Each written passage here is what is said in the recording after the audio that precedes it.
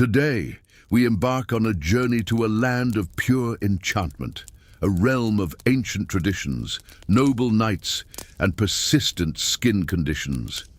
That is right, ladies and gentlemen, or rather peasants and paupers. We are heading back to the glorious Middle Ages. It was a beautiful era, really, provided you enjoy the idea of dying from a toothache and thanking the heavens for the privilege. So, settle in and adjust your pillow, which, thankfully, isn't stuffed with damp straw. Take a deep breath, appreciate the modern luxury of clean sheets, and before sleep claims you, subscribe to the channel. There is always another unglamorous tale waiting to guide you into a deep, heavy slumber. Feel free to leave a comment with your local time and tell me, how many times have you considered quitting your job to become a monk? Just a bit of sociological curiosity, of course. Now turn out the lights. Let's step into this journey together, a damp, pungent and lice-infested odyssey. Because tonight, my weary listener, you will discover why surviving 30 years in the medieval world was about as difficult as leaving a family WhatsApp group without causing a scandal. The sun hasn't even thought about rising yet, but you are already awake. Not by choice, mind you. It was the smell that dragged you from your dreams. A refined bouquet of fermented sweat, wet rodents, and last week's bread, which has now developed its own personality. You live in a house, if we dare use the term. It's more of a shack constructed from timber, thatch, and desperate hope that lightly evaporated during the last frost. The layout is democratic and open concept. The same single space serves for sleeping, cooking, hiding the chickens, and dying quietly in the corner. There are no bedrooms, no bathrooms, and the concept of privacy hasn't even been brainstormed yet. Every internal rumble of your digestive tract is a public performance for your 7 siblings, a confused goat, and that one cousin who simply never moved out. Your mattress is a pile of ancient straw, a thriving ecosystem of mites, lice, and potentially a very lost toad. You wake up itching, but don't be fooled. Itching is the least of your concerns. You are 28 years old. In the modern world, you'd be considered a young adult with your whole life ahead of you. Here, you're effectively a senior citizen nearing retirement. Your spine makes audible clicking sounds every time you inhale, and your knees creak like an old tavern door. Your back molar has decided to dissolve in silence, much like someone who has simply given up on the struggle. And the roof? Ah, the roof. It weeps when it rains, and it rains quite often. The humidity clings to your skin like an unwanted suitor. You wake up slightly damp, from the rain, from the sweat, or perhaps from self-pity. It's hard to tell, but it doesn't matter, because the rooster has crowed. That means it's time to stand up and face another day of unmitigated misery without the benefit of sunscreen. Before you do anything else, nature calls. You need to use the facilities. The problem? Facilities do not exist. Your bathroom is a bucket. A communal bucket that has served 3 generations of your family with unwavering loyalty. Today, you have the honor of continuing this scatological tradition. You trek to the backyard, which is a polite euphemism for the muddiest patch of dirt on the property, and do what must be done. Afterward, following the height of medieval etiquette, you dispose of the evidence by tossing it out the window. A bucket of waste flies gracefully toward the street as you shout, "Gardez l'eau," a polite attempt to warn anyone passing by. Spoiler. Nobody ever escapes entirely. The streets are a fashion show of filth, human, horse, canine, and occasionally from someone who clearly overindulged in the morning porridge. These are rivers of refuse, alleyways of effluent, and naturally, it all flows directly into the beautiful stream where you collect your drinking water. Medieval life is a natural cycle, a cycle of pure grime. Toilet paper? Certainly, if you happen to be a high-ranking earl in Renaissance Scotland with a portal to the future. Here, you make do with hay, old rags, or absolutely nothing at all.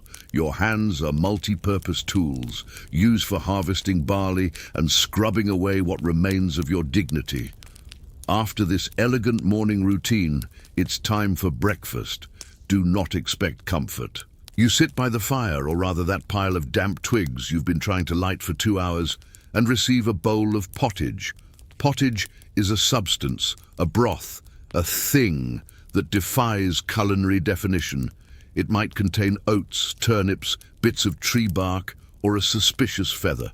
It was cooked yesterday, the day before, and likely the week before that. It is essentially liquid mold with texture.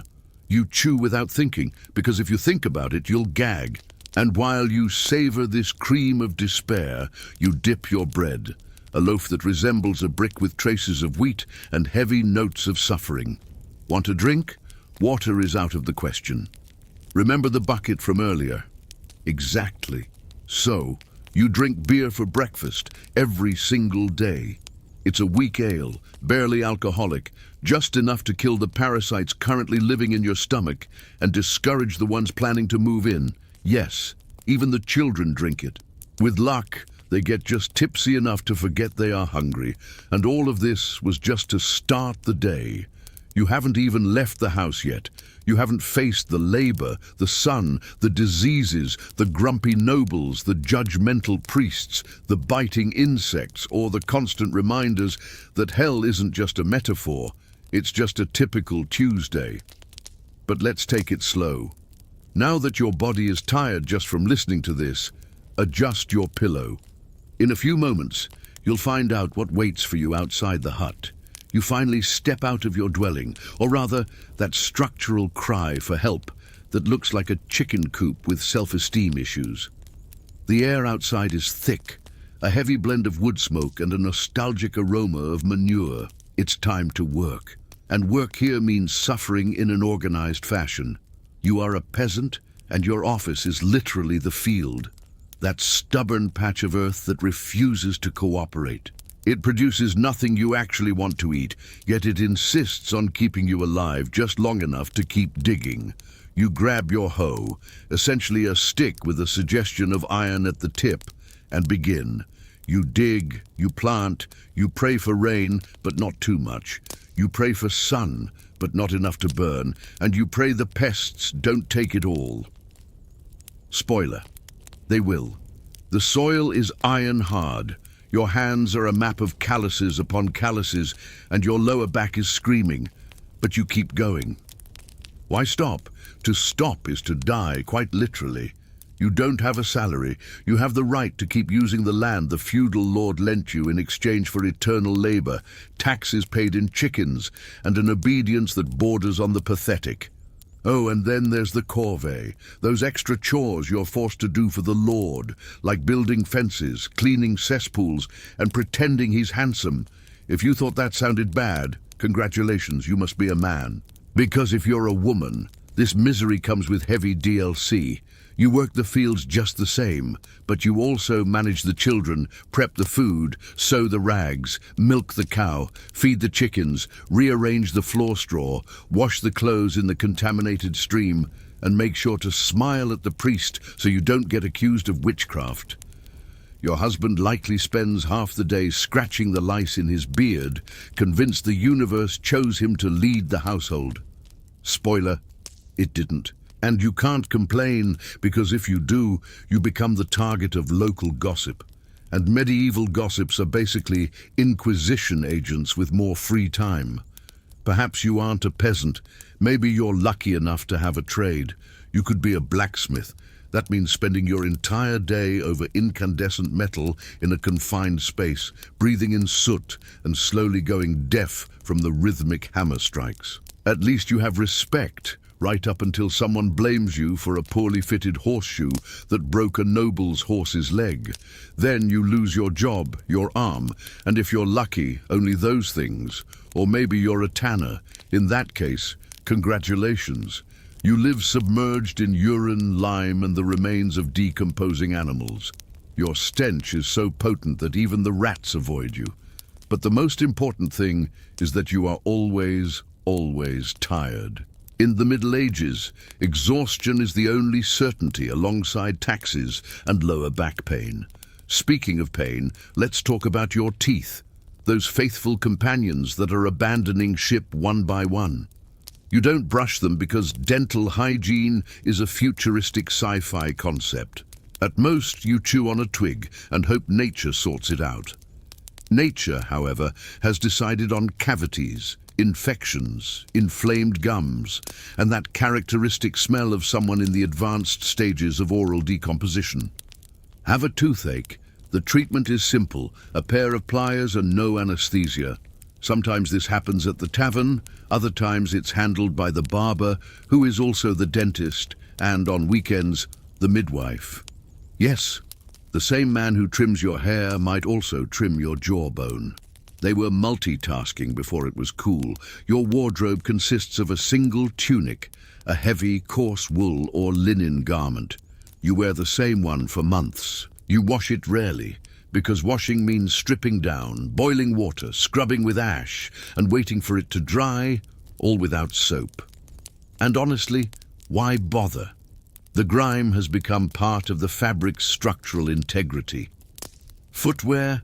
Only if you're a rising member of the merchant class. Most go barefoot through the mud, dung and stones, living with the constant sensation that something is crawling between their toes. Your body is a living colony. Fleas, lice, bedbugs, a real high-density parasite condominium. You scratch constantly, but you feel no shame. Everyone has so many bugs that they've become part of the social fabric. "Oh, hello, your lice look particularly vibrant today," is basically a compliment. You try to get rid of them with oils or ash, but eventually you just accept it. In the Middle Ages, an itch is just the touch of destiny. Then there's the weather. You think it's bad when it rains and your new sneakers get wet. In winter, the cold seeps through the cracks in the walls and into your very soul. You sleep in the same rain-soaked clothes you wore all day. The fire dies out because the wood ran out, and going out to get more might cost you a finger to frostbite. In summer, you boil, the house becomes an oven, and you sweat from the inside out. Since there are no showers, spoiler for the next part, that sweat ferments and becomes a new layer of humanity. Congratulations, you have evolved into a superior aromatic state, and all of this is just the normal routine. You haven't even reached the day someone accuses you of witchcraft because you looked at a piece of moldy bread sideways. Now, take a deep breath. Pull the covers up. Try not to think about the smell. And let me tell you more. You are covered in sweat, dust, and turnip residue. Your body is screaming for a bath. But in this world, a bath is somewhere between science fiction and heresy. In the Middle Ages, bathing was suspicious. The logic of the time was simple. Dirt is a protective layer. Frequent bathing opens the pores and leaves you vulnerable to diseases, sins, and perhaps even bold thoughts. So, better not risk it. Houses don't have bathtubs. If you wanted to wash, you'd have to haul buckets of water from the river. The same one where feces, dead frogs, and occasionally your missing neighbor float by. Then you heat it over the fire, pour it into a wooden tub, and hope you finish before the water freezes, the fire dies, or your mother-in-law walks in. And remember, that water will be reused by your wife, your children, and maybe the dog. By the end of the day, what started as a bath has become a family soup. But at least you can drink the water, right? Nice try. The river water looks clear until you remember that 2 bends upstream, someone dumped their morning bucket. Maybe the contents were solid, maybe they were existential, so instead of water, you drink ale all day. Weak ale, of course, but it's that or death by Giardia. Even the children drink it. They grow up strong, full of worms, and with a light scent of barley on their breath. But hey, they're alive. Suppose you start feeling a headache or a fever or a strange ringing in your ears that might be a spiritual warning. You need a doctor. Lucky for you, This is the Middle Ages, where medicine is a cocktail of astrology, superstition, and well-intentioned torture. Your doctor believes in the four humours. No, not comedians. Bodily fluids, blood, phlegm, yellow bile, and black bile. If you're sick, one of these is out of balance. The treatment? Bloodletting. That's right. Opening a vein and letting the excess blood out. Very professional, very sterile, usually done with a razor that was just used to scrape cheese. If bloodletting doesn't work, he might apply heated cups to your back, or purge you with herbs that turn your intestines into a volcano. Or if he's feeling fancy, he might stick a leech under your armpit and offer a prayer. Do you feel better? Maybe it's faith, maybe it's a placebo, maybe your body is just getting used to the agony, or maybe you're just dying. While we're at it, let's talk about diseases. Remember the Black Death? The big one? It loves this era. You notice a strange lump on your arm.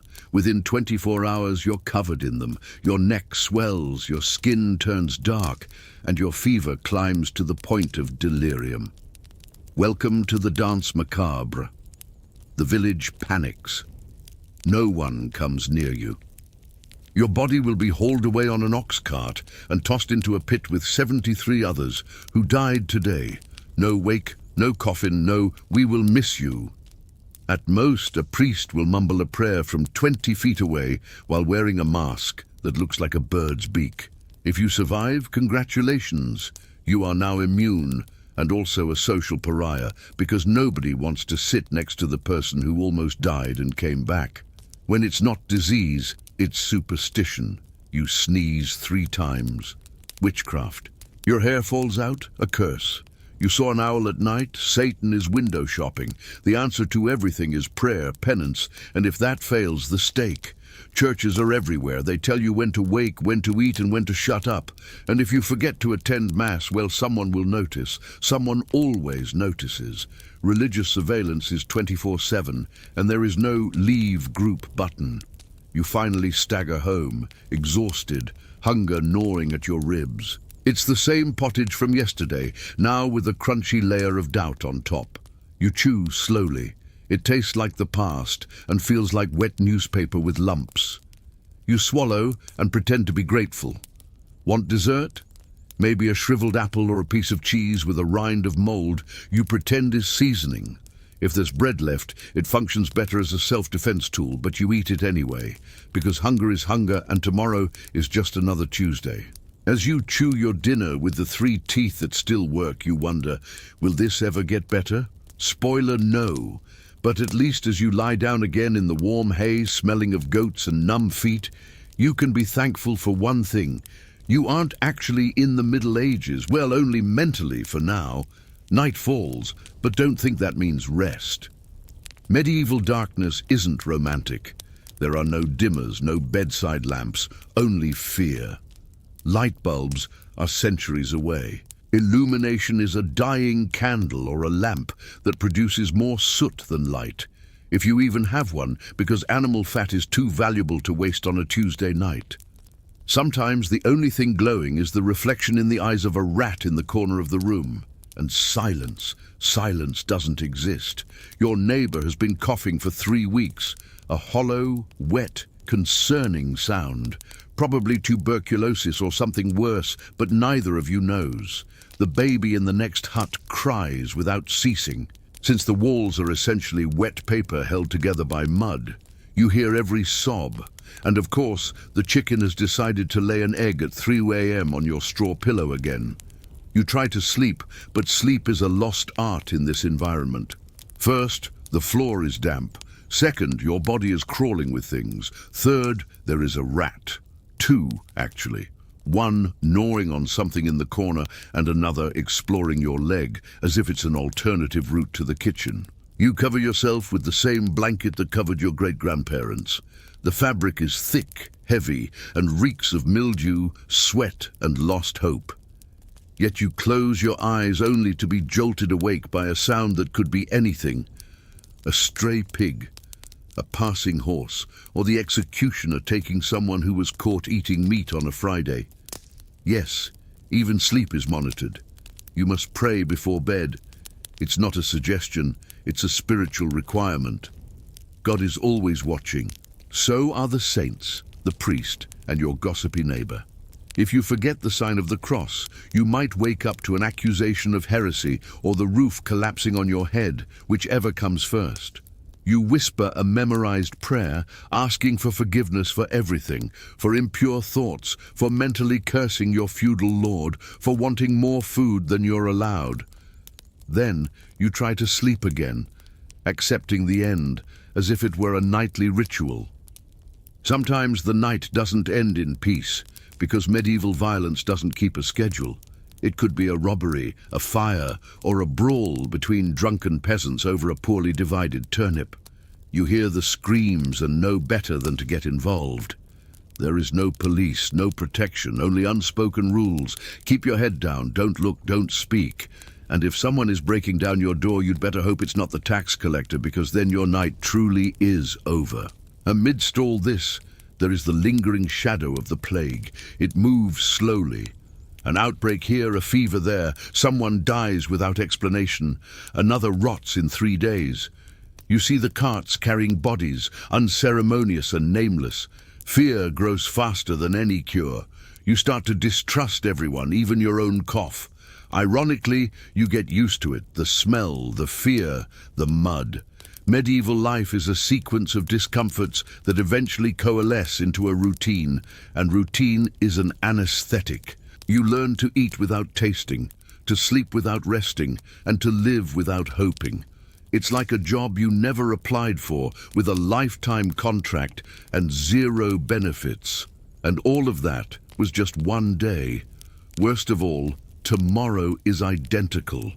The same clothes, the same food, the same diseases, the same noisy neighbors, the same prayer, the eternal cycle of boredom, suffering, and a light, persistent itch. But you survive, because it's that or death, and frankly, it's hard to tell the difference. Now straighten your sheet, pretend your bed doesn't creak, and hide your feet. Not that there are monsters, but just to keep the ritual alive.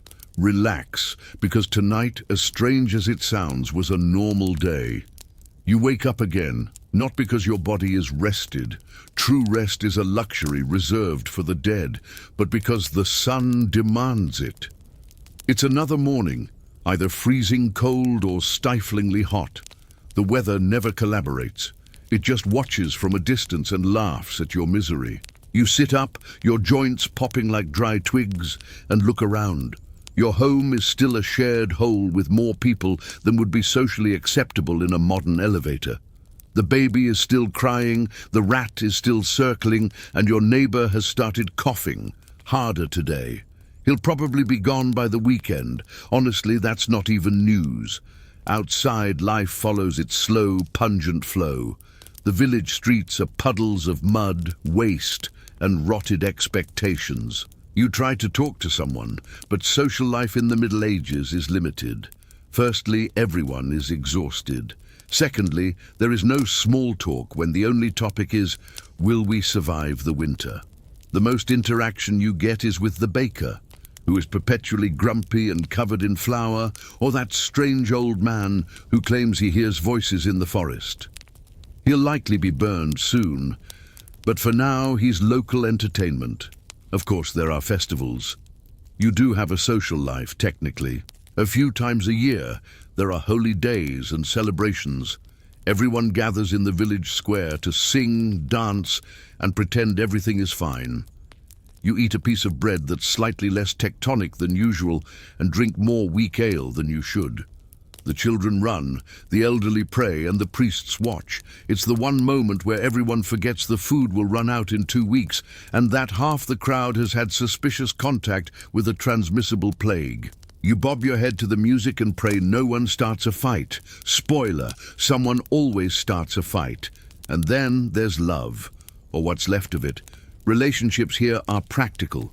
Your marriage was arranged, you barely knew the person, but now you share a hut, 3 kids, and a bedbug infestation.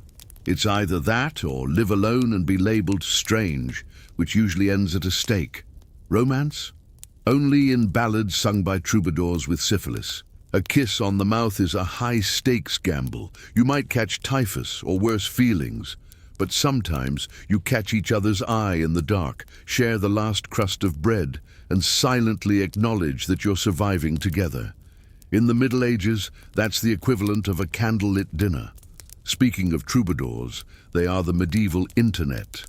They wander from village to village, spreading gossip, music, and occasionally venereal diseases, but also stories.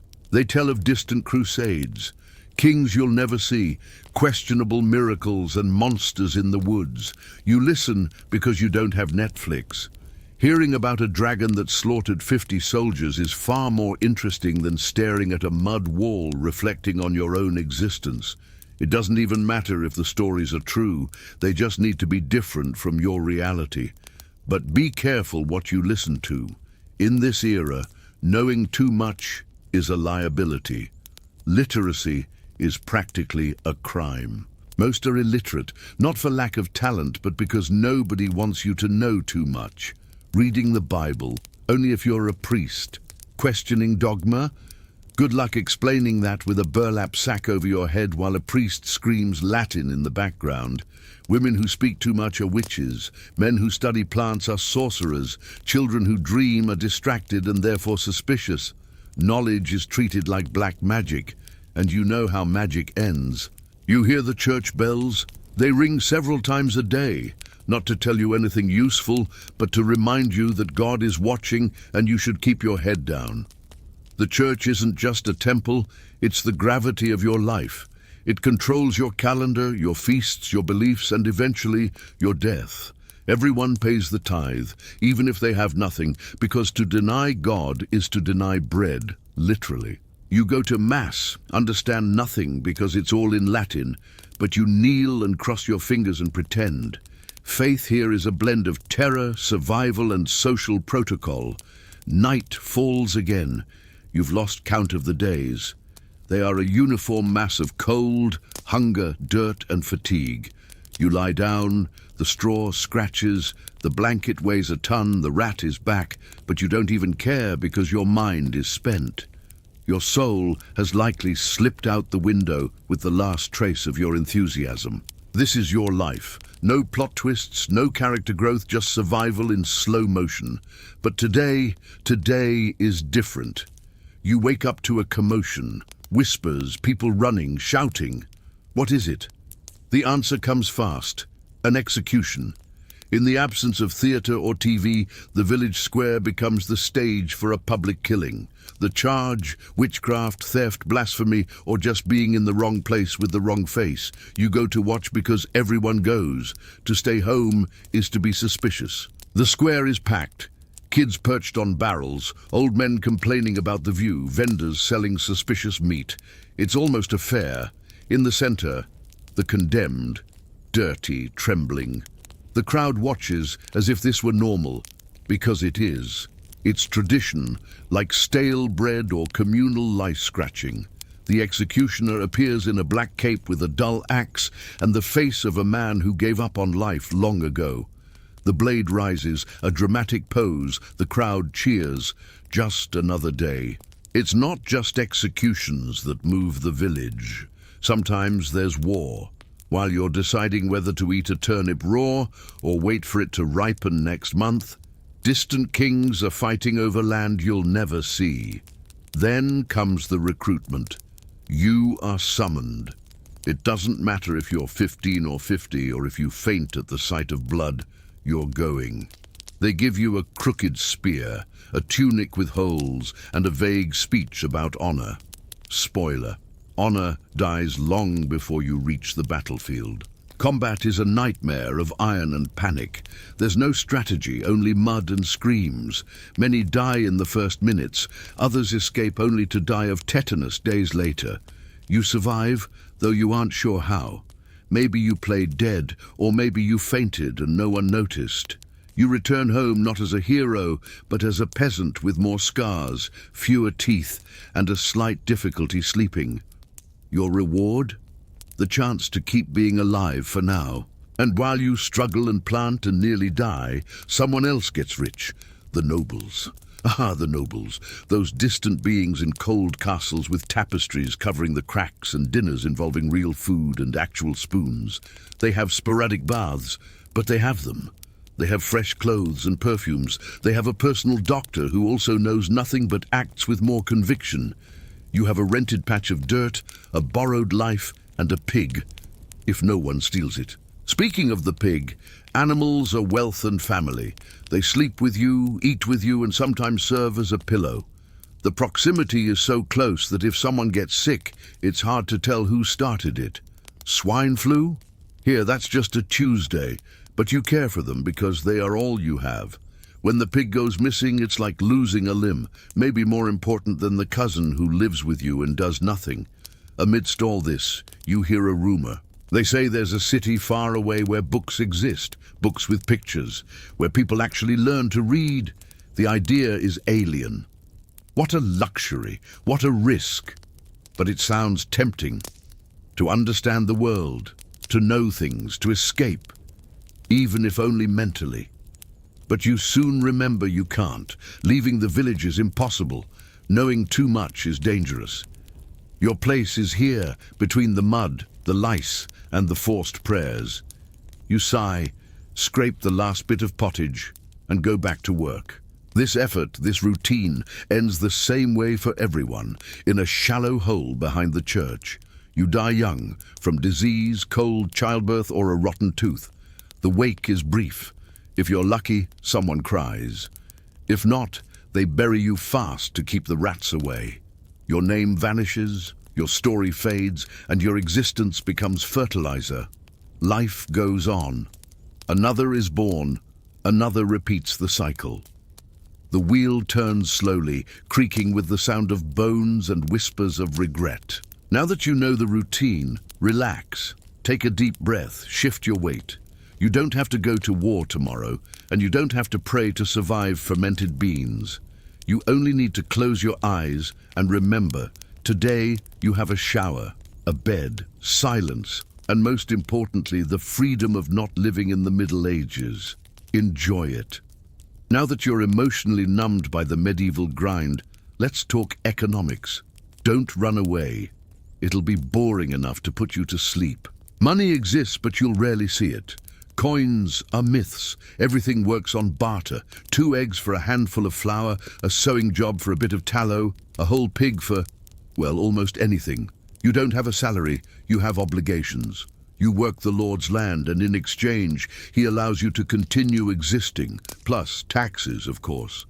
Even the right to be poor has a fee. You pay with chickens, grain, and eventually your patience. No one values the latter, but you keep paying it anyway. And the laws, they exist written down somewhere, but since you can't read, it doesn't matter. Medieval justice is an abstract art. Steal, and you lose a hand. Lie, and you lose a tongue. Insult the king, and you lose your head. Simple. Judgment is passed by someone important, or someone with a sword, which is the same thing. Sometimes you don't even need proof, just a bad rumor or a neighbor who saw you planting parsley suspiciously. A public punishment is humiliating and messy, ensuring you and the rest of the village learn the lesson. The social structure is clear. If you're born at the bottom, you die at the bottom. At the top is the king, then the nobles, then the clergy. Below them are knights, merchants, and artisans, and way down there, practically underground, is you. Social mobility, as non-existent as scented soap. You can work until your bones are dust, pray until your knees bleed, and it won't change a thing. You were born where you were born. You'll die there. If you're lucky, they bury you in holy ground. If not, you become part of the mud for the next market day. Meanwhile, the church keeps marking every minute of your life. The tolling of the bells is your clock, announcing a new moment for prayer, fasting, or regret. The week is packed with holy days, each with its own rule. No work, no meat, more prayer, more singing, maybe lash your own back with a wet rope, sometimes all of them at once. You don't understand why, but you accept it because questioning is a one-way ticket to a bad place, and a little mystery helps pass the time. And if you're a woman, let's just say the Middle Ages weren't written with you in mind. Your primary function is to produce heirs, survive the process if possible, and keep the house running without raising your voice or an eyebrow. If you're pretty, you're suspicious. If you're ugly, you're suspicious. If you're old, you're a witch. If you're young, you're a temptation. If you know how to heal with herbs, to the fire you go. The rules are contradictory and unfair, but you learn to walk the line because the stake is very real and so is the fear.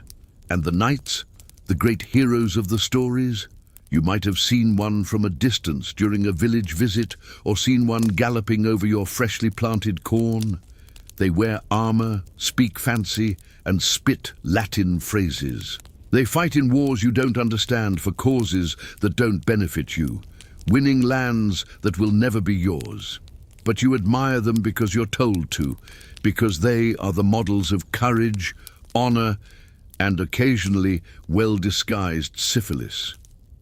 In the village, boredom is king. On good days, someone shares fresh gossip, like how the baker saw a goblin or the blacksmith's daughter is courting a cobbler. Scandalous.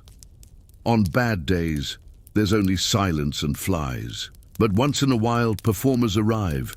Troubadours, acrobats, jesters, people who don't smell quite as bad as the average person and sing songs with lyrics you can almost decipher. You watch, mesmerized. It's either that or staring at the hole in your wall where a rat has taken up residence. It's fun, it's brief, and then it vanishes, just like everything else in your life, quickly and without a promise of return. Cleanliness, a relative concept. Your house is swept with a bundle of twigs. The floor is still dirty, but now it's organized dirt. You clear the dead bugs from the corner, try to push back the dampness, and shake out the rags to scare away the rats. It's a constant war against decomposition, a daily battle with mold, a negotiation with your own decay. But you persist because in the Middle Ages, keeping the grime under control is an act of domestic heroism. At night, it all restarts. You lie down, the straw pricks your skin, the lice settle in, the cold enters through the cracks, and you try to sleep again. Maybe you'll dream of something different, a distant city, a dry bed, warm bread. But when you wake up, it'll be the same village, the same cough, the same pottage, the same life. Change isn't in the script. But sleep. Sleep is still possible, at least for a few hours. By now, you aren't sure if you're living or just serving a sentence. Medieval life has that effect. It doesn't happen, it drags. Every day is identical to the last, but slightly worse. Today, for instance, you find your roof has given up. A piece of rotted timber collapsed in the night. Luckily, if luck still exists, it only fell on your bucket of standing water, water that is now all over the floor, mixed with mud, ash, and something that just moved on its own. You sigh and start over. You try to patch the hole with what you have, old straw, a torn rag, and a heavy dose of resignation. Tools are luxuries. Nailing boards is for the wealthy. You use ropes made of vegetable fibers, a few stones, and your own willpower, which is as frayed as your floorboards. As you work, you ask yourself, how many more holes will I patch before the final hole swallows me? But there's no time for philosophy. There's wood to chop, livestock to feed, and a fungus on the wall that seems to be gaining sentience. Speaking of wood, let's discuss the medieval concept of heating. There are no cozy fireplaces or radiators. There is a shaky fire pit made of stone scraps and hope. You burn wood, straw, or anything that catches fire without starting a catastrophe. The heat is fleeting, but the smoke stays. You cough, your eyes sting, your ceiling turns blacker. Congratulations, you've warmed the room and compromised your lungs. Your body begs for comfort, but comfort is fiction. Your feet are cracked from walking barefoot in stone and mud. Your hands have calluses on top of calluses, and your clothes, That tunic you're wearing is the same one from last year and the year before. It had a color once. Now it's an indefinable shade of worn out. The fabric scratches, it's heavy, it sticks. It doesn't warm you in winter and it cooks you in summer. There are no socks, no underwear, certainly no bras. There is only fabric and whatever use you can get out of it before it disintegrates. You feel cold, heat, itch and pain, often all at once. You ignore it because it's that or nudity, and nudity gets you sent to the stake. They'll find a mystical reason, don't worry. While you try to distract yourself from the physical pain, food arrives. Pottage. Always pottage. You don't remember the original ingredients. Now it's just a mash of leftovers, roots, grains, a piece of something that feels like boiled leather. You eat slowly, without flavor or spirit, not because it's bad, but because you've eaten it for 473 days straight. Your palate has given up the fight, your stomach has adapted, your brain has switched off. You chew out of obligation, because stopping means dying. And ironically, you still don't have time for that. Occasionally, a spark of thought hits you. Why is it all so bad? Why doesn't anyone do anything? Why don't things change? You think about it, but then you stop. Thinking gives you a headache. And a headache, as you know, can be seen as demonic possession. So, you pretend you didn't think at all. You look at the ceiling, the rat, the dying fire, and distract yourself trying to remember if today is a kneeling prayer day or a standing one. Darkness comes early. The sky turns black before dinner, which is, of course, the same as breakfast. You look around the village, see the same weary faces, the same sunken eyes. No one smiles, except for the local drunk, but he laughs at everything. He's likely beyond the point of lucidity anyway. The children play barefoot in the cold mud with a stone or a stick. It's the only genuine joy you see, but you know it's fleeting.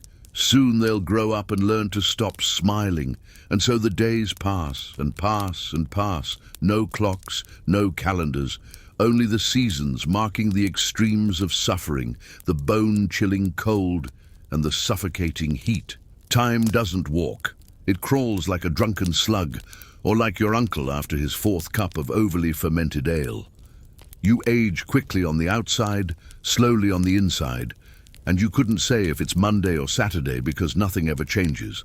Yet, in this absolute boredom, in this cycle of fatigue and stale bread, you are still breathing. So, take a deep breath, settle in, let your body go, and surrender to the one thing the Middle Ages could never truly give you: real rest. Today is Confession Day. You wake to the muffled sound of the church bell. It means it's your turn to recount your sins, the ones you committed, the ones you thought about, and even the ones you'll invent just to fill the time. Nobody escapes this. It is socially expected that you enter the confessional and dump your soul like a sack of potatoes. You walk to the church slowly. The cold, the mud, and the sheer weight of being alive make movement difficult.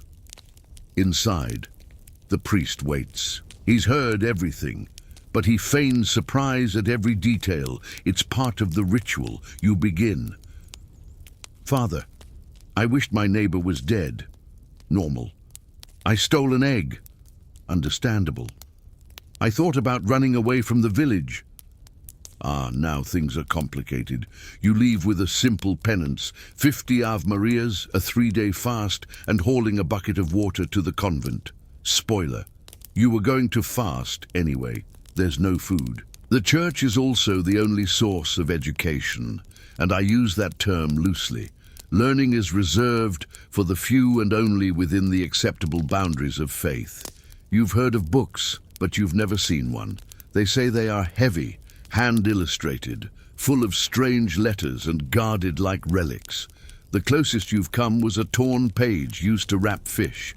You tried to read it, but gave up by the third word. It was all in Latin. You accept that ignorance is your destiny, and strangely, it's comfortable. Not knowing requires nothing of you, and even without understanding, you believe. Faith is the only structure left intact in your world. You pray before eating, before sleeping, before planting. before anything involving luck, risk, or the simple desire to keep existing. You fear hell because the priest described it as a worse version of your current life, which is hard to imagine. But you also dream of paradise, a place without lice, without stale bread, without the cold, a place where cows give milk and neighbors don't cough. You cling to this like someone holding a leaky bucket trying not to sink. In your house, the generations coexist in silence. You, your children, your parents, all piled into the same room, breathing the same air, sharing the same pot, and occasionally the same piece of clothing. Privacy is a foreign concept. Going to the bathroom requires planning, faith, and olfactory endurance. The children grow up seeing everything, quickly learning what they can and cannot do, where to step, when to be quiet, how to survive. Childhood here lasts as long as a baby tooth. After that, it's work. Your 8-year-old daughter already knows more about survival than a modern adult lost without Wi-Fi. And when a new disease hits the village, there's no warning, only signs. The cough changes tone.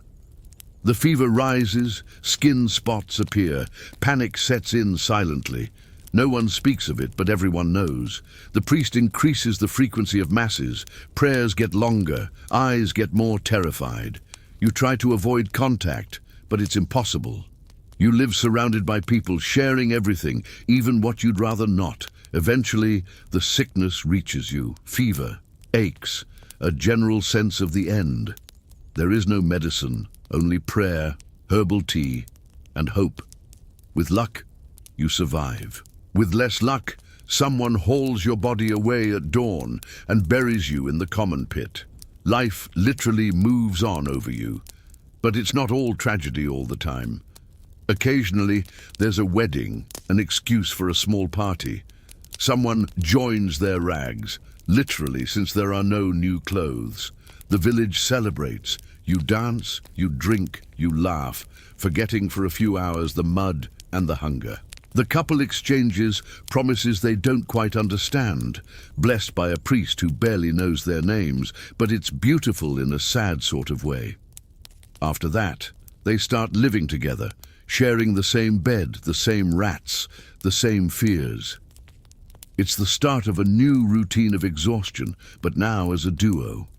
And if someone decides to leave, which is rare, they become a legend. The village talks for weeks. So-and-so went to another land. They say there are cities with stone streets. There the bread is already baked. No one really believes it. Traveling is nearly impossible. Unsafe roads, no resources, and the fact that nobody knows where they're going. So life remains the same landscape, the same voices, the same smells you don't even notice anymore.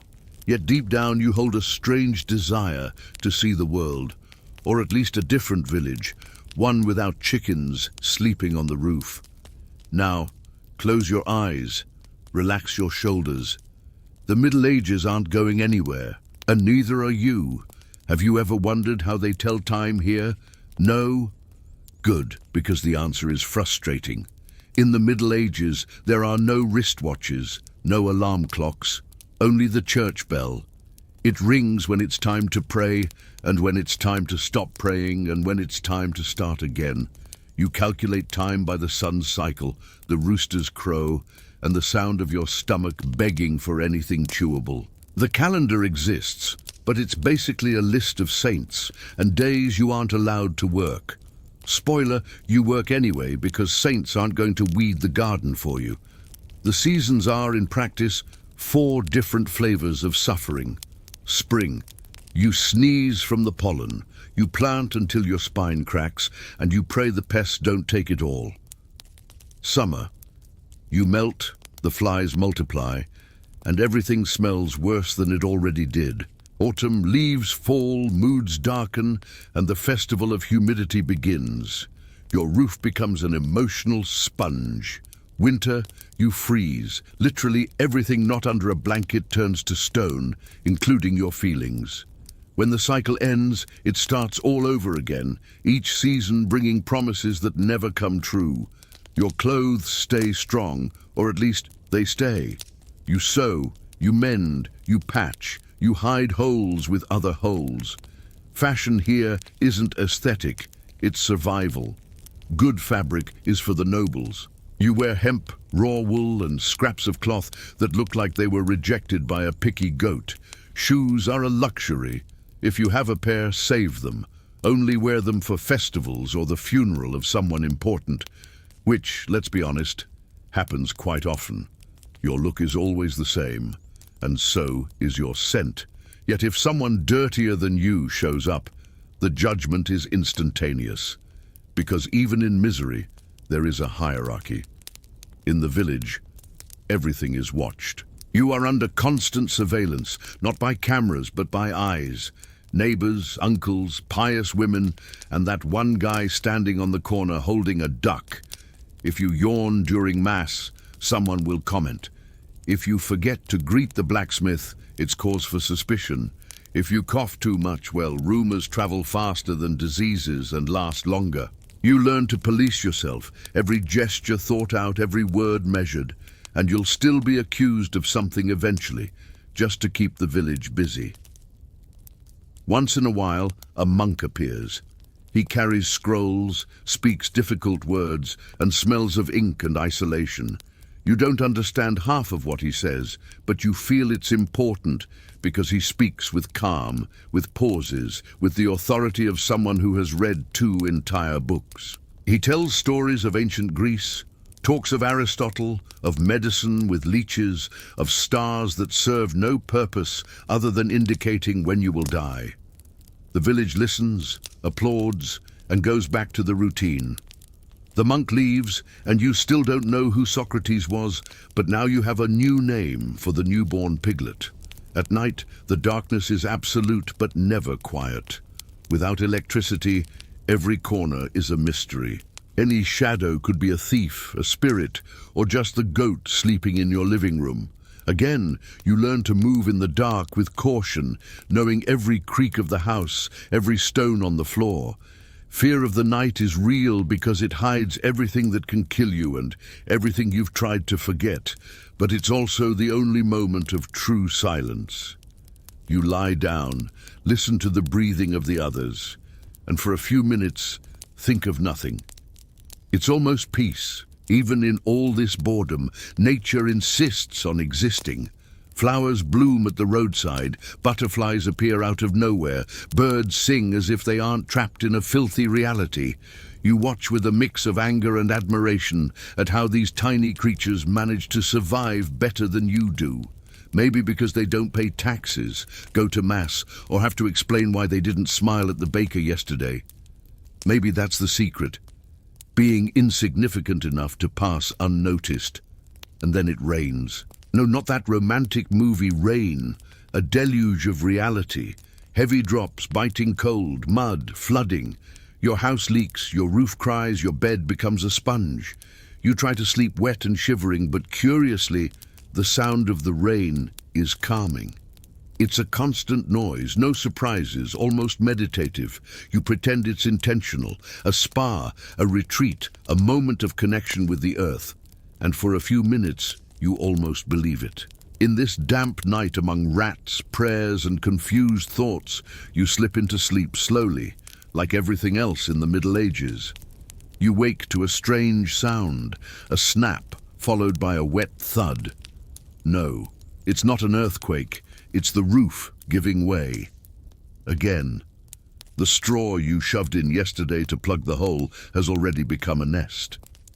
For what? Nobody knows. Could be a crow, could be a rat, could be a new life form developing from the humidity and your bad luck.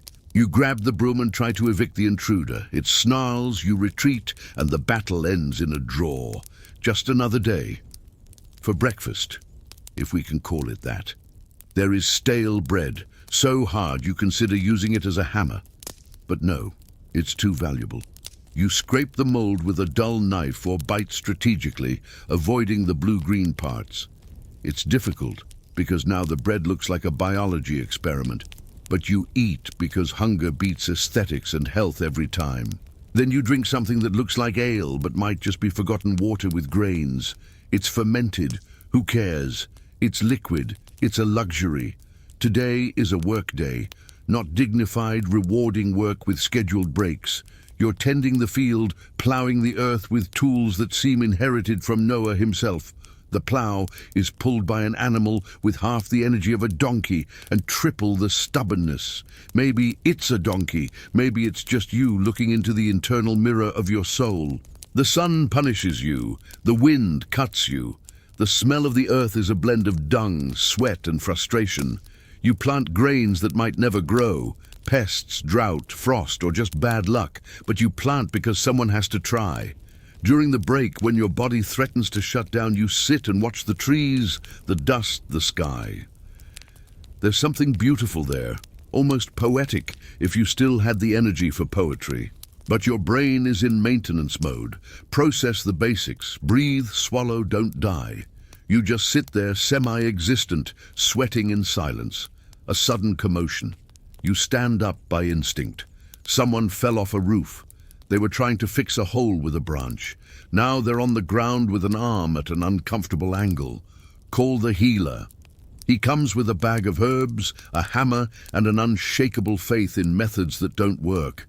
Let's align the bone with the spirit, he says. Spoiler, nothing gets aligned, but at least the patient faints and stops screaming. Success. By the end of the day, you return with your back locked, your feet raw, and the feeling that you've aged 4 years in 12 hours. You enter the house, the others are already eating the same pottage as always, now tasting of smoke and a longing for fresh vegetables.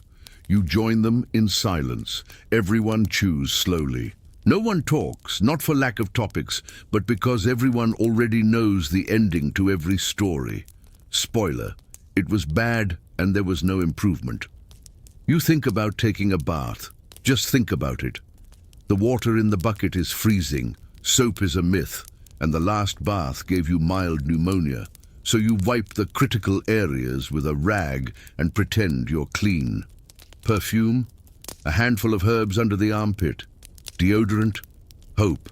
Your body odor blends with the room's scent until it all becomes a single note. The fragrance of the Middle Ages. If someone smells different, they're suspicious. Better not trust them. Sometimes, to pass the time, there's a game. Nothing too exciting. Dice, guessing games, seeing who can spit the farthest. You play, you lose, you don't care. Someone bets an onion, another offers a button.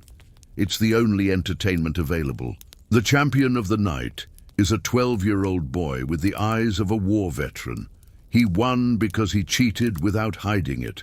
Everyone respects that. It's the closest this village has ever come to Las Vegas. Night arrives again, as always. The sky has stars, a pale moon, and a breeze that might be romantic if you ignored the smell of wet chicken coming from the window.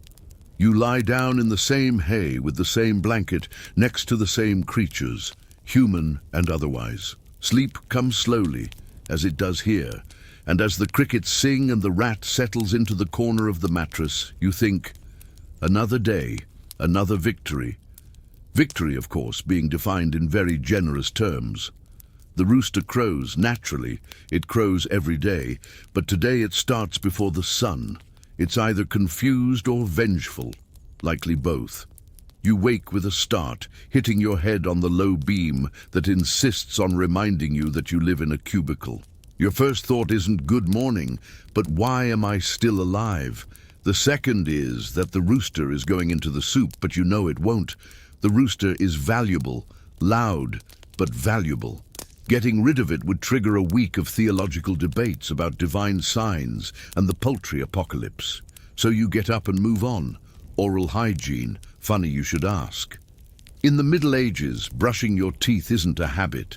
It's a distant idea, somewhere between superstition and urban legend.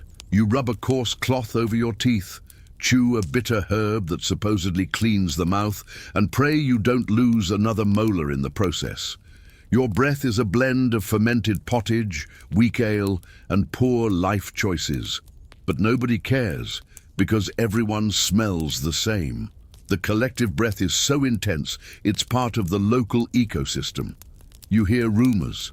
They say a traveller arrived in the next village from the south, a distant land where there is sweet bread and beds that don't itch. You doubt it, but you listen intently because it's the closest you get to an adventure.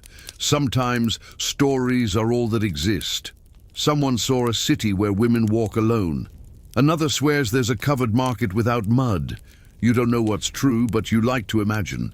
Imagining is the safest hobby you have. In the village, someone was caught hunting on forbidden lands. Yes, even while starving, there are rules. Hunting without the feudal lord's permission is a serious crime.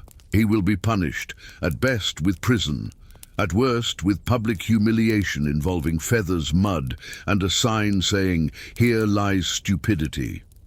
You watch in silence, knowing it could be you, and if hunger bites hard enough, it might yet be. The water ran out again. You grab the bucket and walk to the well. It's a few minutes that feel like hours. The line is already formed, grumpy peasants holding buckets, pots, and children who also look like pots. You wait, listening to gossip, smelling the sweat, the moss, the dampness. When your turn comes, the water is murky. But it's this or nothing. You drink it. Remember, there might be frogs in there? You decide that, honestly, a frog would be nutritious. Suddenly the pig has escaped. Yes, that pig. You chase it through the village, through the mud, up the hill. You slip, you curse. The pig is agile, happy, free. You are the opposite. After half an hour, it returns on its own, walking into your house with the nonchalance of someone who knows they are higher than you in the local hierarchy. You close the door, sigh, and accept that you've lost another battle. Today's meal is a stew made from everything about to go bad. Fibrous roots, bits of a suspicious bird, a mushroom nobody dared eat raw. The taste is undefined, but at least it's warm and you aren't hungry anymore. Just a light lethargy that could be digestion or intoxication. It's a fine line. You eat until the bottom of the pot and lick the spoon because waste is a sin and because tomorrow there might be nothing. At night, someone reads a story. Lie. Someone recites a story by heart as if they were reading, but they aren't, because nobody there can read. The book is just for decoration and status. The story involves a knight, a damsel, a dragon, and a castle. None of that exists here, but everyone listens. For a few minutes, the whole village travels, escaping the mud, the cough, the constant itch. The dragon burns villages, the knight fights with courage, the damsel waits. Deep down, everyone knows it's fiction, but no one cares. The candle is ending. The light dances on the wall, projecting shadows that look like monsters, or just your kids playing with the cat. You settle into the bed, or what's left of it. The straw stings, the rat circles, the village sounds fade. You close your eyes and dream of absurd things, like a soft pillow or a hot bath or a day without diarrhea. Sleep comes a bit crooked, but it comes, because even the Middle Ages needs to rest for one more day. It's always one more day. You wake with sunlight directly in your face. The window is just a hole covered with thick cloth that doesn't block the light, the wind, or your bad thoughts. The pig is already up. Your children, too. You are still processing existence. You sit, rub your eyes, scratch your head, where at least 3 autonomous ecosystems reside, and take a deep breath. The day hasn't even started, and you're already tired. In the air, the same smell as always. Smoke, sweat, expired yeast, and a subtle hint of hopelessness. You've grown accustomed to it. Your brain created an automatic filter, but today, for some reason, it fails, and you feel everything. You decide to go out, seek fresh air, or at least air that's slightly less dense, and realize the smell is just part of the landscape, like the stones on the ground or the blacksmith's shouts. It's the official perfume of the Middle Ages. If it were sold in a bottle, it would be called Suffering Number 5. You head to the field. Today is a planting day, not out of hope, but obligation. The feudal lord wants productivity. He wants to see turned earth, sweating people, and something growing that can be taxed later. You dig holes with an instrument that was old before you were born. Your hands bleed in silence. Someone beside you faints. Dehydration. The supervisor takes a note. No one stops. Time is short. Work is infinite. You feel like you are literally burying yourself. All that's missing is someone to toss the dirt on top. In the mid-afternoon, you feel a new pain in your hip, different from the back pain, which is an old friend, or the shoulder pain that flares when it rains. This pain is brand new. It starts sharp, then settles in like an unwanted guest. You name it Dorivaldo. Because why not?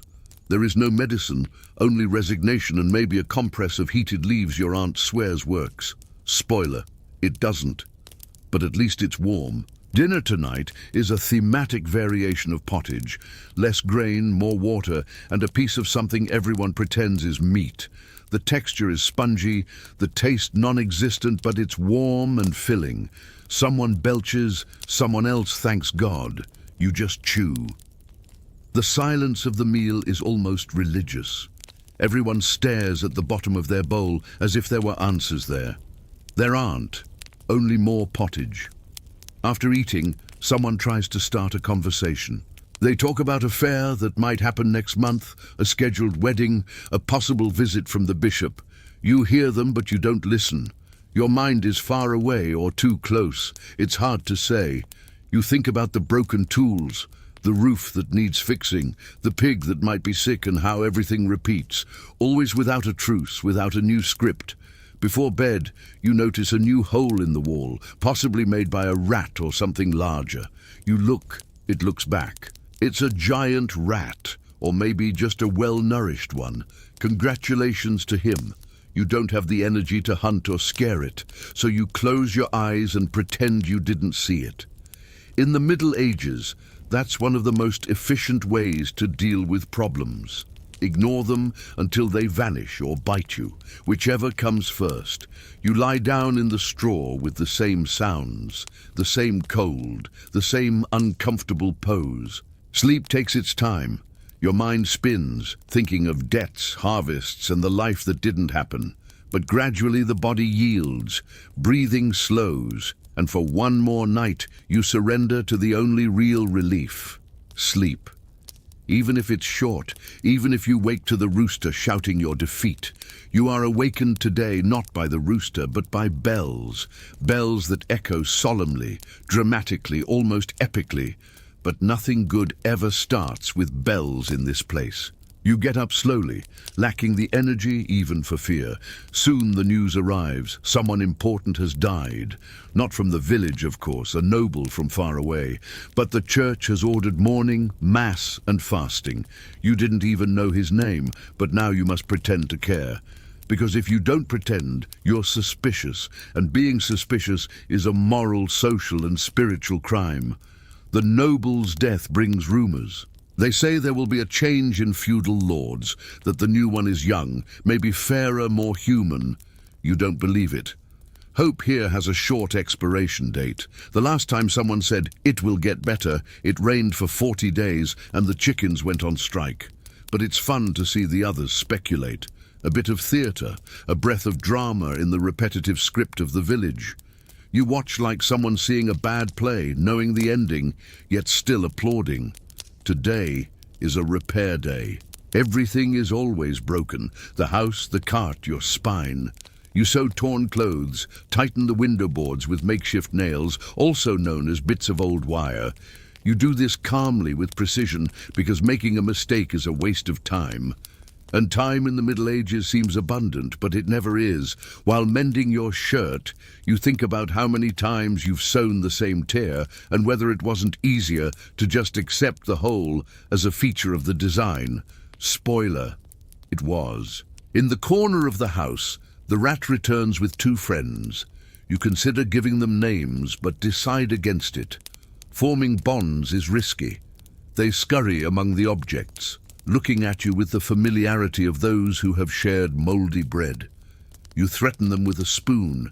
They retreat politely, but only a little. It's a coexistence based on ill-defined limits and mutual resignation.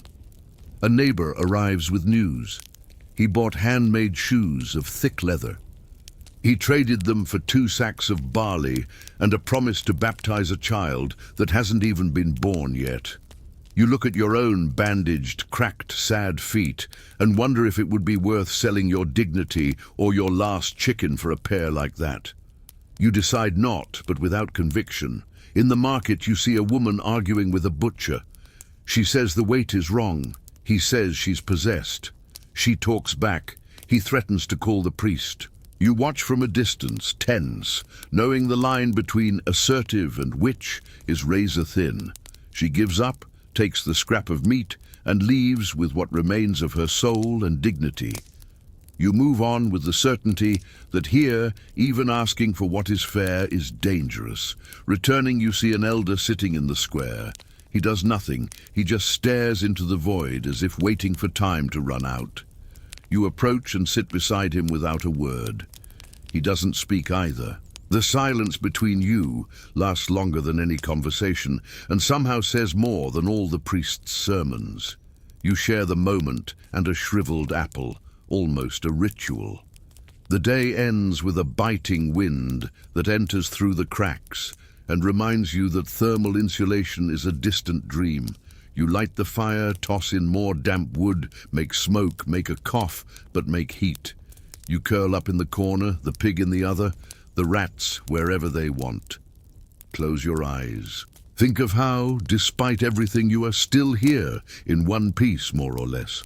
And in the Middle Ages, that is practically a miracle.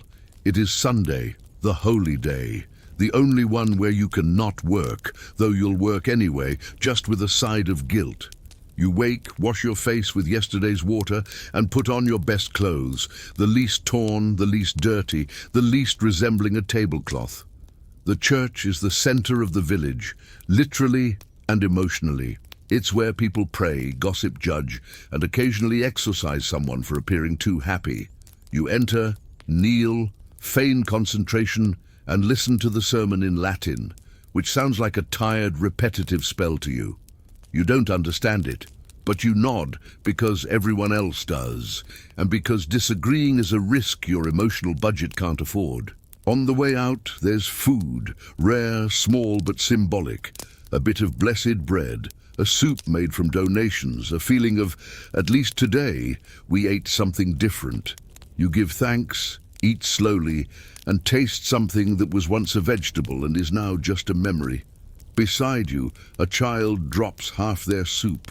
The mother pretends not to see, but her eyes scream in 5 dead languages. You offer your piece of bread, and she accepts with a crooked smile, half gratitude, half shame, 100% survival. You decide to walk through the village to see if anything has changed. Spoiler, it hasn't. The same crooked houses, the same potholes, the same chickens with expressions of knowing dark secrets. But today, music plays in the distance, a sort of out-of-tune bagpipe, accompanied by improvised drum beats on barrels. You follow the sound. It's a group of travelers, troubadours perhaps, or just people too bored to stay still. They sing of tragic loves, cruel kings, and gods who don't care. In other words, about real life. You listen and, for a moment, forget where you are. Inspired, you return home, wanting to create something. A new piece of clothing, a useful object, a reminder that you are human. You take thread, a needle, scraps of cloth, and start sewing. You discover it's harder than it looks. Fingers ache, fabric refuses to cooperate. But you persist, because making something with your hands is a way of screaming in silence, I exist. By the end, you have a crooked, strange, folkloric hat, but it's yours. You put it on and feel proud for 5 minutes until someone laughs. But it's okay. The hat will warm you. Their judgment won't. At the end of the day, you help a neighbor with his planting. Not out of charity, but because he promised a piece of cheese. You get there, and the ground is pure mud. The tools are worse than yours. The neighbor looks older than the earth itself. You dig, you laugh a little, you fail a lot, but you finish. The cheese is small, hard, yellow, suspicious and wonderful. You eat it slowly, give thanks, and think. Maybe medieval life is just this, an infinite exchange of broken things for bits of emotional cheese. The sky darkens, not from night, but from a storm. You run home, bar the door with a stick, secure the window with a rag, and pray the roof holds. It rains hard. The wind howls. The chickens scream. The pig hides. You huddle. You remember when you were a kid and thought the sound of rain was a monster coming for you. Now you know the monster is reality, and the sound is just the soundtrack. Even so, you close your eyes and let it lull you. Because sleeping to the sound of a storm is the closest you get to a hug around here. The storm has passed, but it left memories. You wake with a wet foot, discovering it isn't sweat or tears. It's a puddle inside the house. The roof gave way in silence, as everything does in this era. You grab the bucket, fill it, toss it out, fill it again, repeat, until you wonder if you've become part of the village's hydraulic system. At the end of the task, your knee pops. Your spine threatens to go on strike. Your brain begs for reincarnation. In times without plumbing, you sit and wait for your dignity to return. It doesn't. Today is wood-cutting day. The axe is as dull as your motivation. You walk to the forest. Every step is a sigh. Every tree is a judgment. You pick the one that looks the least alive, because arguing with a tree is a guaranteed loss. The process begins. Slow strikes, dry thuds, fragments of bark flying as if they wanted freedom. An hour later, you have 3 logs and 4 new calluses, and the feeling that the tree won the overall score. Lunch, bread, pottage, something they call sauce but looks like goat tears. You try to season it, but salt is a luxury, and herbs are only safe if they aren't poisonous, which isn't always easy to know. You chew as always, on autopilot. The others do the same. No one praises, no one complains, because complaining requires hope for change. And that was excommunicated long ago. Today there's a party, or what they call a party, a wedding of 2 youngsters who look like they were drawn in a life lottery. The bride wears dried flowers in her hair, the groom a clean tunic. Everyone pretends it's romantic, but it's just another social contract with a scent of desperation. You go, of course, because everyone goes. Saying no raises suspicion, and because there might be food. At the ceremony, everyone prays, then dances. A sort of circular dance that causes dizziness, blisters, and sometimes additional marriages. You participate, fall once, laugh on the outside, die a little on the inside. At the party, they serve something called wine, but it tastes like grapes fermented in socks. You drink out of politeness, then impulse, then convenience. Soon you're lighter, looser, even forgetting you're in the Middle Ages. For half an hour you feel alive, almost happy, until you slip in the mud and hit your chin on an exposed root. You return to reality with a taste of dirt and regret. On the way back, you find an old man talking to himself. He says the village is cursed, that he heard voices in the trees, that the rats are plotting something. You listen because it's either that or talking to your pig. The old man smiles, missing teeth, but plenty of conviction. You say goodbye with a nod and think, if he's right, whatever. Back in your corner, you prepare for sleep. Clothes piled on the straw, candle almost gone, body almost at its limit. You lie down, the straw pricks, the floor creaks, the rat snores. But you ignore it because sleep is the only accepted escape. And luckily it's free. Waking up is a passive decision. You don't choose it. The body rises before the soul decides if it wants to continue. Today the cold entered through the window, the wall, the floor. It entered where it pleased and settled in like an uninvited relative. You try to warm your hands, rub them, blow on them, Nothing changes. Your hands remain hard, like your reality. But getting up is mandatory. If you don't get up, someone will think you've died and they'll take your bed. In the village, a messenger arrives.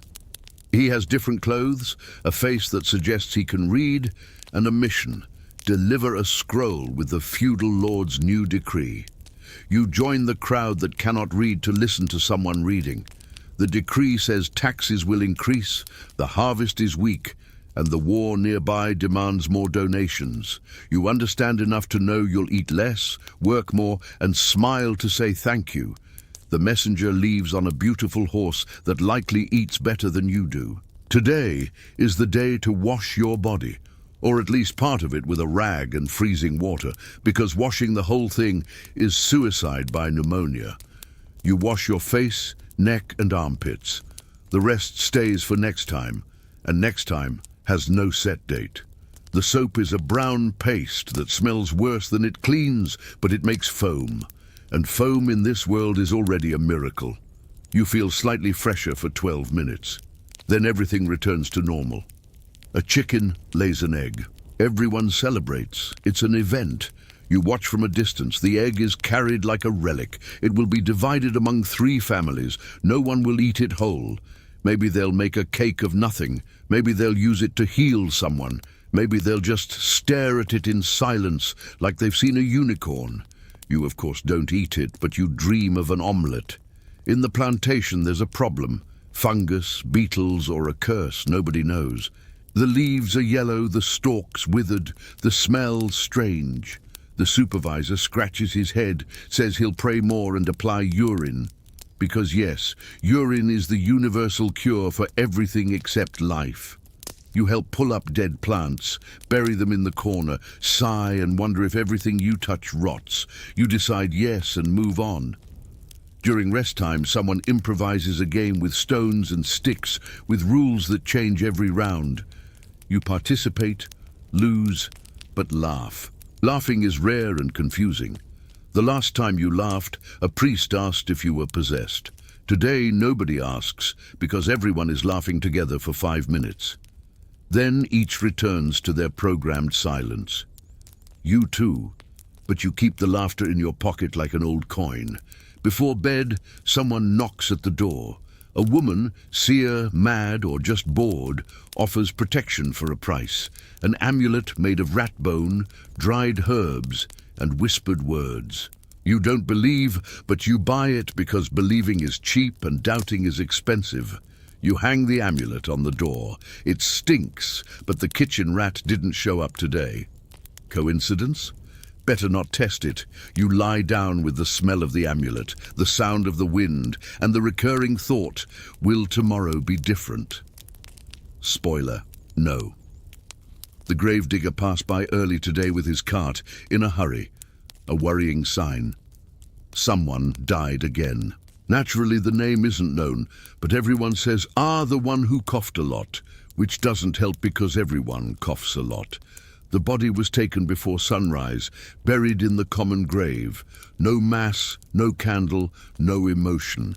You watch from a distance without shock, just a pang in your stomach, hunger probably, or fear. Not that you're afraid to die, but afraid to keep living like this. The afternoon passes slowly. You help harvest something they call a green. It looks like weeds. It tastes like weeds. It probably is weeds, but it was named local chard by someone optimistic. You eat a piece, chewing with effort. You imagine a modern salad with olive oil, croutons, seasoning. Then you swallow and return to reality. Here, a green is anything that doesn't scream. A stranger was arrested in the square. The reason? Talking too much. He said the earth isn't flat, that other peoples exist, that maybe the world is more than a village surrounded by misery. The guards tied him up. The population watched. You too, in silence, because doubting the world can be worse than dying. Afterward, a priest prayed, saying the devil speaks through the mouths of the curious. The people agreed. You too. On the way home, you find a bag. No one knows whose it is. Inside, a different fruit, maybe an apple, maybe a trap. You look around, no one nearby, take the fruit, smell it, bite it. It tastes like hope and danger. You eat half, bury the rest. If you die happy. If you live, you had a flavorful day. In the late afternoon, the seer returns, offering soul readings using shells, stones, and a blind chicken.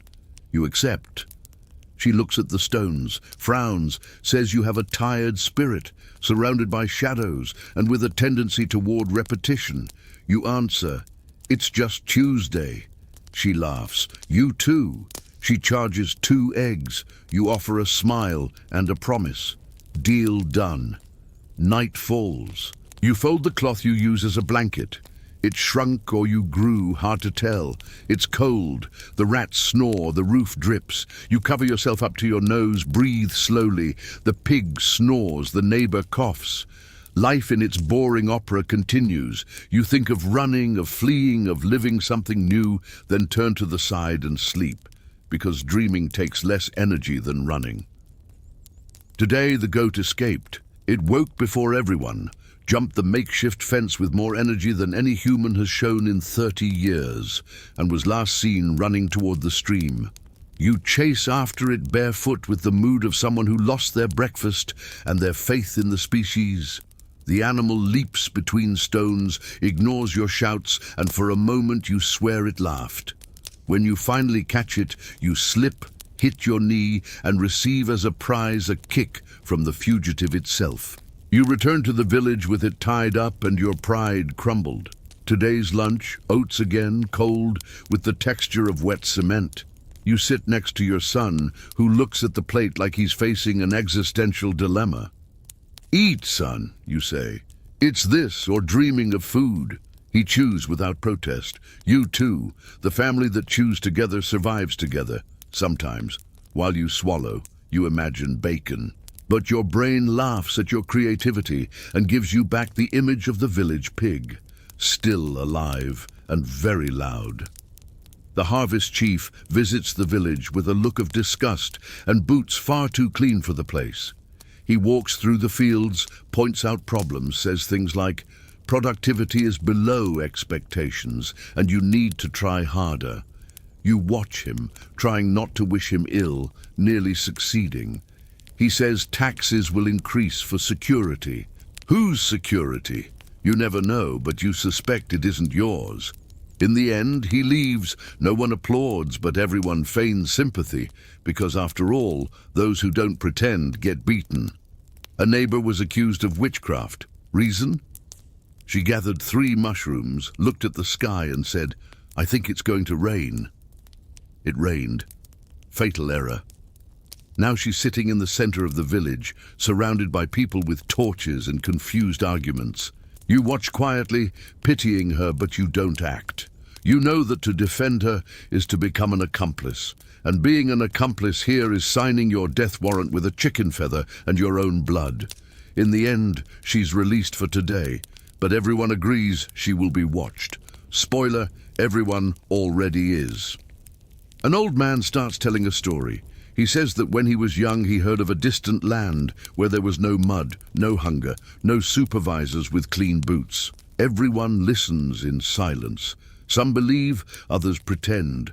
You close your eyes, imagine this place. You see paved streets, food coming out of hot boxes, people sitting just to sit. Then you open your eyes and see the same roof with holes and a spider staring at you. The spider at least doesn't judge. At night you sew, not for pleasure, but necessity. Your shirt no longer holds the wind. Your pants are threatening independence. With old thread and a crooked needle, you do what you can, stitch by stitch, as if mending clothes were a way to maintain sanity. By the time you finish, the seam is crooked but firm, like your life. And that is enough. The cold tightens. And you remember the times you dreamed of gloves? Now you dream only of fingers that don't tingle.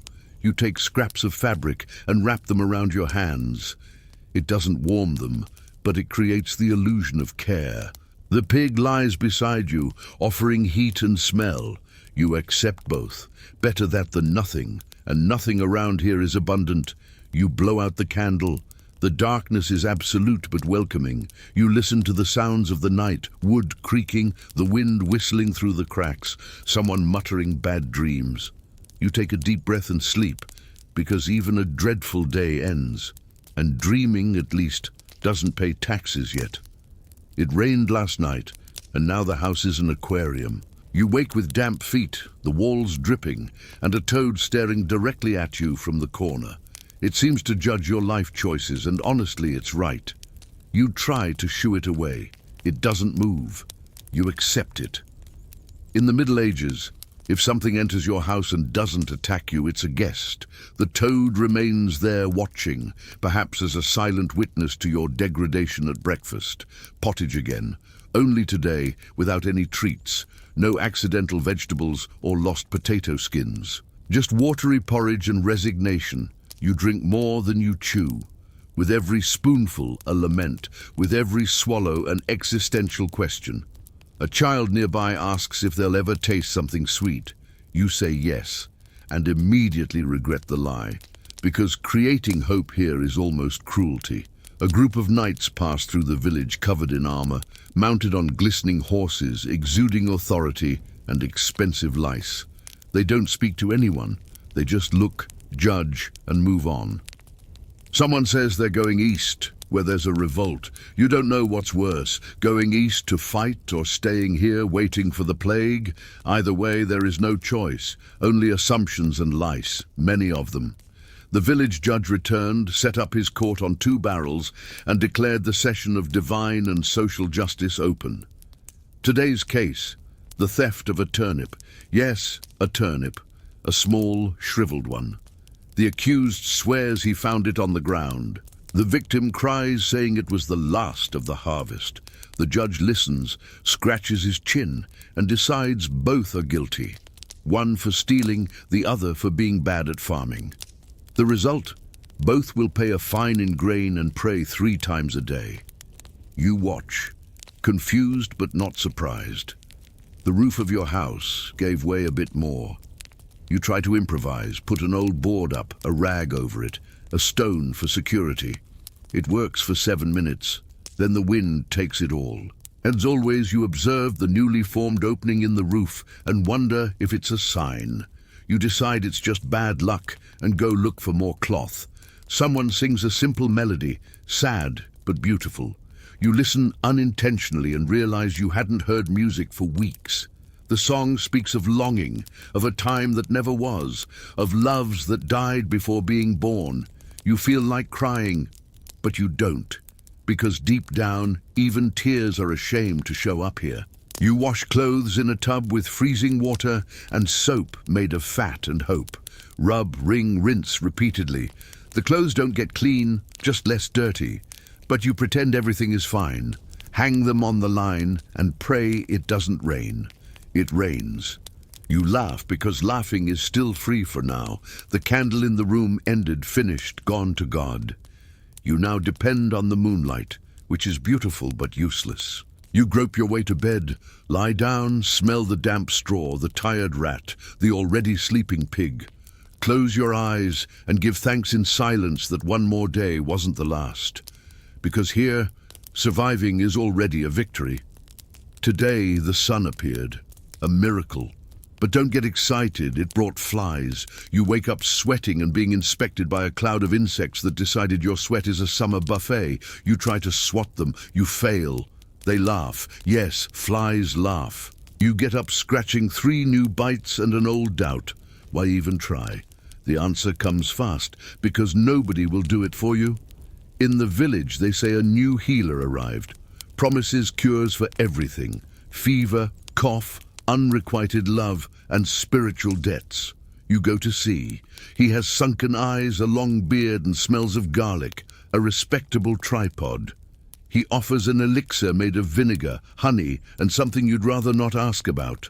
You drink it. Why? Because the worst that can happen is nothing. The taste is terrible, the hope useless. But for 5 minutes you feel something, maybe faith, maybe reflux. Today's lunch depends on fishing. You walk to the stream. The water is low, the fish are smart, your hook is crooked. Hours pass, nothing bites, until finally something pulls. You pull back and it's an old shoe. You look at it, it looks back at you, and for a second you understand each other. You return it to the water, because even shoes deserve peace. An idea comes to mind. What if you built a new room? Just a lean-to, a corner to store wood or hide from life. You start gathering wood, stones, anything. 2 hours later, you have a pile. 3 hours later, the pile falls. You sit on the rubble and officially inaugurate the space of disappointment. Autumn is coming, and with it, the sad breeze. Dry leaves dance on the ground. Branches crack. Birds depart. You watch it all like someone watching a film without knowing if it's a drama or a comedy. Maybe it's a documentary on suffering narrated by a calm-voiced Englishman. You imagine yourself in this film as an extra. Spoiler, you aren't the protagonist even here. You open the old chest in the corner of the house. Inside, a handful of useless things. A bit of candle, a button without a shirt, a note you don't remember whose it is. But among them, something rare, a beautiful blue feather from a bird you haven't seen for months. You hold it, and for a second, you feel beauty. Then you put it away again, because you can't live on feathers, literally. In the distance, bells again. News, tragedy, a party. You don't know and don't ask. You just continue doing what you were doing, with the expression of someone who has already run out of all possible surprises. Because here, even novelty smells like mold. Night arrives. You straighten the straw, shoo the rat, organize your thoughts into important and postponable. All the important ones are postponable. You close your eyes, inhale the warm air, exhale fatigue, and fall asleep without plans, without dreams, only with the hope of waking up without a new itch. Today is digging day. No one knows exactly why. The supervisor ordered it, said the soil needs to be prepared for what? Mystery. Maybe just to ensure you stay tired. You grab the hoe, which weighs more than your motivation, and start hitting the hard, dry, ungrateful earth. Every strike kicks up dust. Every grain of dirt sticks to your sweaty forehead. Every muscle in your body protests with valid arguments. You dig for hours, and dig more until you forget the reason or your name. You only remember you need to continue, because, in some perverse way, this hole is your legacy. At the end of the day, someone shows up with accounts. It's the debt collector, the administrative vampire. He notes how many sacks of barley you harvested, how many eggs the chicken laid, how many tears you shed. Just kidding. He ignores the tears or pretends they aren't there. He calculates the taxes. Smiles. A sad, almost complicit smile, but not quite. You hand over what you can, promise the rest. He nods and leaves, leaving a bitter taste and a vague feeling that you work to enrich a castle you will never see. Spoiler. That is exactly what it is. A child in the village is sick. Again, high fever, deep cough, lost gaze. The healer comes with potions, prayers, and a cat. Yes, the cat is part of the treatment somehow. You watch without knowing if you believe, but praying it works. Because no one here can stand losing more people, and because, despite everything, the pain of others still hurts you. The child sleeps. The fever breaks slightly. The cat purrs. You feel grateful, but you know tomorrow everything could change, because life here is that, a thin line between almost better and already dead. Today you clean the house, an ambitious project, considering your house is basically a barn with walls of hope. You sweep dust, face a nest of spiders that honestly seem to have lived there longer than you. You find forgotten things, a rind of dry cheese, a gnawed bit of candle, a sock that is now home to an old beetle. You throw half away, keep the rest, because in the Middle Ages, trash and inheritance are easily confused. You climb the hill behind the village. From up there you see everything, the houses, the fields, the river, and you think, all of this could be beautiful if it weren't covered in mud, debt and disease. A bird lands beside you, blue like the feather you kept. You stare at each other, you don't move, it doesn't sing. Then it flies away. You descend the hill without answers, but with a beautiful moment recorded in your head. In the Middle Ages, that's already a luxury. Night brings a surprise, extra food. An animal died. Accident or accident. No one asks. The meat is distributed, cooked quickly with minimal seasoning and maximal suspicion. You eat, tasting the rare flavor of plenty. Even if it comes with a slight hint of potential gastrointestinal distress, you ignore it and eat more, because tomorrow it's back to porridge. And no one here dies with a full stomach, only with full hope. The moon is low, the sky clear, the stars distant. You lie on the hard ground among the straw, the smell of sweat and the sound of the sleeping pig. You think of everything and nothing, how life drags, how time seems to repeat bad chapters. But you also think of how, against all logic, you are still here, breathing, sleeping, surviving, and with luck, dreaming of a future where the roof doesn't leak and the bread has a flavor. Today, the pig vanished. You wake to the emptiness beside the bed. No grunt, no smell, nothing. Panic. No, just a bitter resignation, like losing an insufferable co-worker. You'll miss him, but only later. You go through the village, asking here and there. Seen my pig? Someone says he was seen in the forest. Another that he became a meal for a hungry night. You sit down, sigh, and think that at least he's in a better place. Literally anywhere else. On the way back, you find a small rusted coin, likely useless, but you hold it like a trophy, because here even old metal brings excitement. You think of what it could buy. A piece of bread, some soap, a moment of peace. You decide to keep it at the bottom of your sock along with the unpaired button and the last crumb of your dignity. Today, there was also a hunt, not by you, but by the rich. They pass with horses, shiny leather clothes and eyes that shine even more. They laugh loudly, shout for servants, shoot at anything that moves. You hide behind a tree, praying not to be mistaken for a deer. An hour later they pass you, not even noticing. You return home unharmed, but with a new certainty. You have no value as prey nor as food, only as a taxpayer. An elder in the village died in his sleep. They say it was old age or boredom, or because he finally managed to disconnect from existence. The funeral is quick, the ceremony short. The priest says he rests now in the grace of God. You think maybe he just wanted to rest in silence, without a leaking roof or a shouting supervisor. At night, neighbors whisper that he was too happy on his last day. A sign that death was approaching, they say. You promise never to show joy again, just for safety. Tonight's dinner is root soup. The roots are thin, fibrous, and almost decorative. You chew like someone trying to solve a riddle. The soup doesn't nourish, it only distracts. A child asks if this is what the rich eat.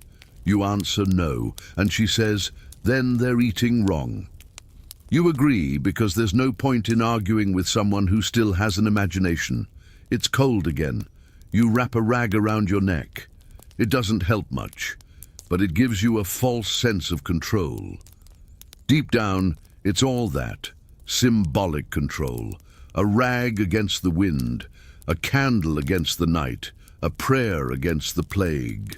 But we pretend it works because it's easier than facing the raw reality. A bard arrived today, bringing news from other lands, stories of kings, revolts, and a monastery where they make ale with actual taste. You listen with wide eyes. He sings, tells tales, exaggerates, and for an instant the village forgets itself. You applaud, give a turnip as payment. He thanks you as if it were gold, then leaves and leaves behind a hole of hope, of distraction, of a reminder that a world exists outside. You lie down without a pig, hungry, but with a coin in your pocket and a new story in your head. Maybe it changes nothing, but maybe tonight you'll dream of a decent beer. The wind today is fierce, the kind that bends trees, lifts skirts, and removes roofs with the same ease it draws sighs. You try to reinforce the house with what you have, scraps of boards, wet rags, and hope. Nothing holds. A window falls, a branch comes in.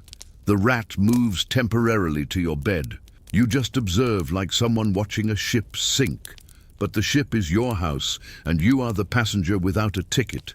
Today you decide to fight the rats for real. Traps made with bread scraps, old pots, and poorly tied ropes. You place them strategically. You expect nothing. The rats are smarter. They ignore your primitive engineering. They walk past, nod, and move on. You admit defeat, share the space, and secretly begin to respect them. The village elder told a story about a time when people lived to be 80. You laugh internally.